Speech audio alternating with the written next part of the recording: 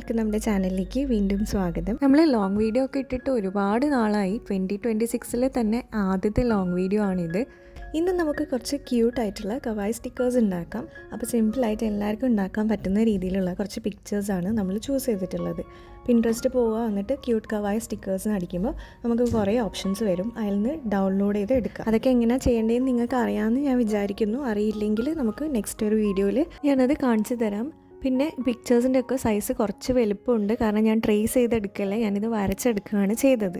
Trace ചെയ്യുകയാണെങ്കിൽ paper copy എന്ന് പറഞ്ഞൊരു ആപ്പ് ഡൗൺലോഡ് ചെയ്യുക. എന്നിട്ട് അത് വെച്ച് നമുക്ക് അത് ഈസി ആയിട്ട് പേപ്പറിലേക്ക് ട്രേസ് ചെയ്യാൻ പറ്റും. ഇനി ഈ പിക്ചേഴ്സിൻ്റെ ഒക്കെ ഔട്ട്ലൈൻ വരച്ചു കൊടുക്കണം. അപ്പോൾ ബ്ലാക്ക് പെൻ ഇല്ലെങ്കിൽ ബ്രൗൺ പെൻ എടുത്താൽ കുറച്ചും കൂടി കവായി ലുക്കായിട്ട് നമുക്ക് കിട്ടും.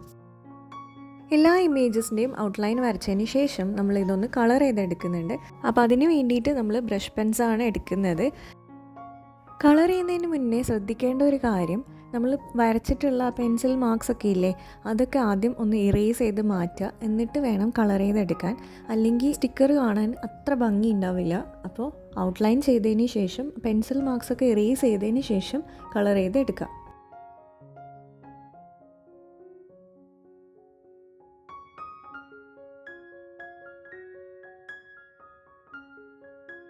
ഡാർക്ക് കളേഴ്സ് ഒഴിവാക്കി ലൈറ്റർ കളേഴ്സ് യൂസ് ചെയ്യുകയാണെങ്കിൽ കുറച്ചും കൂടെ ക്യൂട്ടായിട്ടുണ്ടാവും.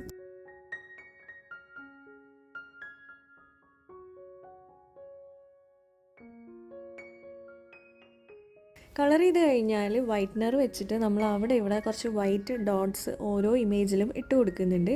അപ്പോൾ കുറച്ചും കൂടെ സ്റ്റിക്കറിൻ്റെ ഒരു ലുക്ക് വരും. ഇനി ഓരോ ഇമേജസും നമ്മളൊന്ന് ഷേപ്പിൽ കട്ട് ചെയ്തെടുക്കണം. ഒരു വൈറ്റ് ബോർഡർ വരുന്ന രീതിയിലാണ് കട്ട് ചെയ്യേണ്ടത്. അപ്പോൾ ഇത് ഫുള്ളായിട്ട് കട്ട് ചെയ്തെടുത്തിട്ടുണ്ട്. ഇനി നമുക്ക് ഇതേപോലത്തെ സ്റ്റിക്കർ ഷീറ്റാണ് വേണ്ടത്. നമ്മൾ സ്റ്റിക്കേഴ്സൊക്കെ ഒട്ടിച്ച് കഴിഞ്ഞാൽ അതിൻ്റെ ബാക്കിൽ ബാക്കി വരുന്ന ആ ഒരു ഷീറ്റില്ലേ, അതാണ് എടുത്തിട്ടുള്ളത്. അതിൻ്റെ ഗ്ലോസി സൈഡിലേക്ക് നമ്മൾ ഇതേപോലെ സെല്ലോ ടേപ്പ് ഒന്ന് ഒട്ടിച്ചു കൊടുക്കുക. ആ പേജ് ഫുള്ളായിട്ട് ഒട്ടിച്ചതിന് ശേഷം നമ്മളുടെ പിക്ചേഴ്സ് ഓരോന്നായിട്ട് വെച്ച് കൊടുക്കുക.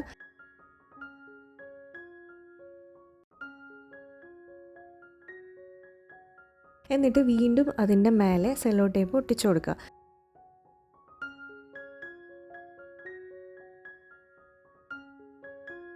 ഇനി നമ്മൾ വീണ്ടും ഇതൊന്ന് ഷേപ്പിൽ കട്ട് ചെയ്തെടുക്കുക. അപ്പോൾ നമ്മൾ നേരത്തെ കട്ട് ചെയ്തതിന് കുറച്ചും കൂടി സ്പേസ് വിട്ടിട്ട് വേണം ഷേപ്പിൽ കട്ട് ചെയ്തെടുക്കാൻ.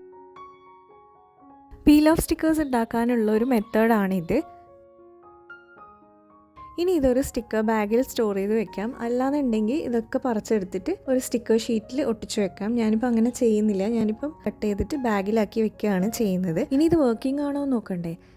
ഇതേപോലെ ആ ബാക്കിലത്തെ സ്റ്റിക്കർ പേപ്പർ ഇളക്കി മാറ്റുക, എന്നിട്ട് എവിടെയാണെന്ന് വെച്ചാൽ ഒട്ടിക്കാം. അപ്പം അത്രയേ ഉള്ളൂ അവളുടെ വീഡിയോ. ഇഷ്ടമായിട്ടുണ്ടെങ്കിൽ ലൈക്ക് ചെയ്യുക, സബ്സ്ക്രൈബ് ചെയ്യാത്തവർ സബ്സ്ക്രൈബ് ചെയ്യുക. നമുക്കിനി അടുത്തൊരു വീഡിയോയിൽ കാണാം. ബൈ.